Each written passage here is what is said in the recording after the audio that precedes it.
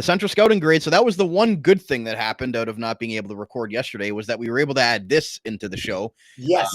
Well, we would, by the time we would have recorded, this would have came out after. So, it was I guess, I don't even know what you want to call it. An unexpected flower in a field full of wheat. Sure. We'll go with that.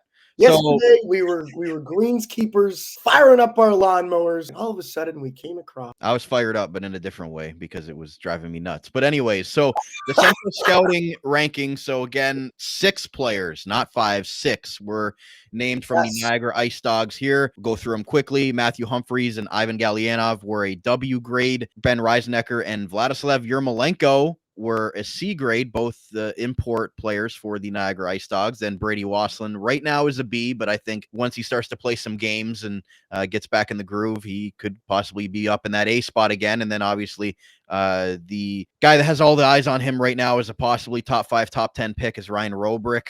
He's to nobody's surprise an A grade for the IceDogs. So Christian, your thoughts on those 6 gentlemen there? Again, all these different grades sort of coincide with a certain round, so the W is about 6th to a 7th. The C is about a mid-round pick. B is a 2nd to 3rd round pick. And obviously A is a certified 1st round pick. So what were your thoughts on the names that were released there?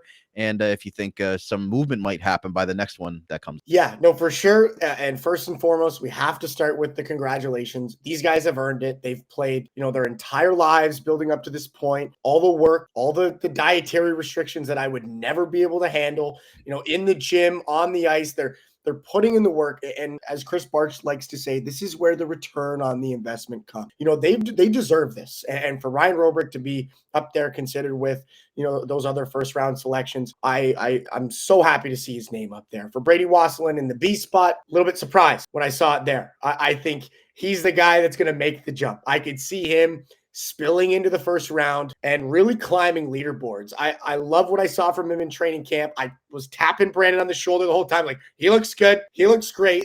So I'm expecting Wassilyn to climb. And for Reisnecker and Yermolenko, I could see them climbing as well. Reisnecker's a guy that has had a relatively short stint in the OHL. Coming from Czechia, not a lot of guys have really seen him. He's still young, but you see the tools. A physical, big, offensively capable defenseman.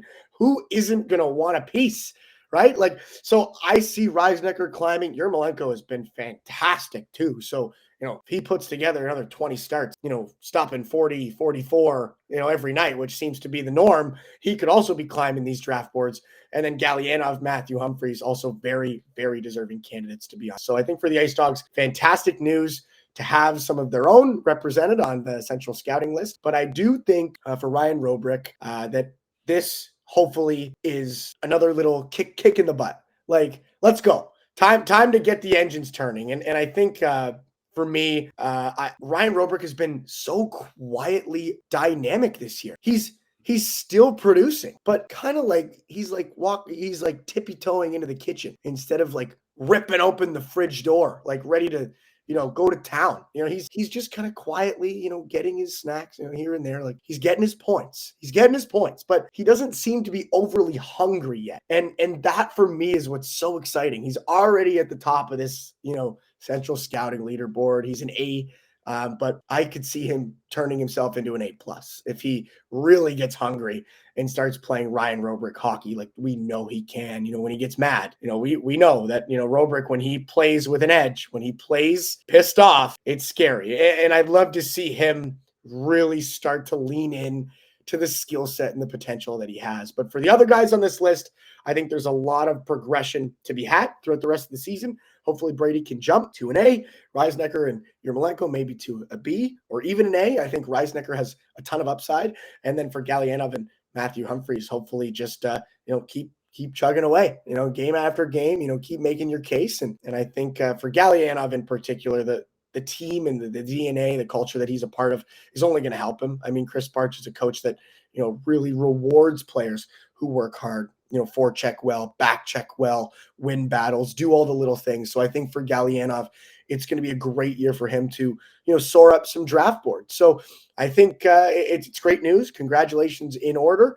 And it's got to be a good feeling. I mean, you see six of your own on the Central Scouting board. Not much else to say. It's a great feeling. And with Reisnecker and Yermolenko, it's just a nice story, right? Because unknown products coming over to North America for their first taste of what it's like over here, and some players take longer to adjust and adapt than others, and for them to already be on this list as unknown products, really, when they were drafted in the import draft, I think that says a lot about how they've gotten off to a nice start. Yermolenko didn't get here till the first week of the regular season with his visa issues. Reisnecker, as a defenseman, trying to adjust to the North American style can be hard. Again, he's more of a defensive defenseman, but getting his first goal last weekend as well was big for his confidence. And for those guys moving away from home, moving to a completely different continent, that's something that I don't think is talked about enough, about how, hard of an adjustment it is for those guys, and for Yermolenko as well, coming over from Belarus. And we don't realize sort of what these guys go through to be able to get here and get to North America just to play hockey. And I think for them both to have early success within, the first month of the OHL season. So props to those guys, because I think the imports sometimes just, we expect them to come over here and be great. And that's not how it works sometimes. And for them to already be on the list as a C, like you said, maybe even up to a B by the end of the year. But, the other guys, I think we've talked about a lot. But for me, it was a nice surprise to see the two imports on that. Yeah, no, for sure. And to your point, yeah, it's hard to imagine what these guys go through. Just to think about that, leaving your childhood home and, your country, your family, everything behind, and hop on a plane. And all of a sudden here I am in Niagara. I don't know anybody, I'm expected to go play hockey now. So for sure, it's gotta be tough. There's obviously a lot of pressure on them. And, for Yermolenko, of course, some of these challenges with visas, and there's just a lot going on, and to see them really thriving and playing really good hockey is awesome. It's inspiring.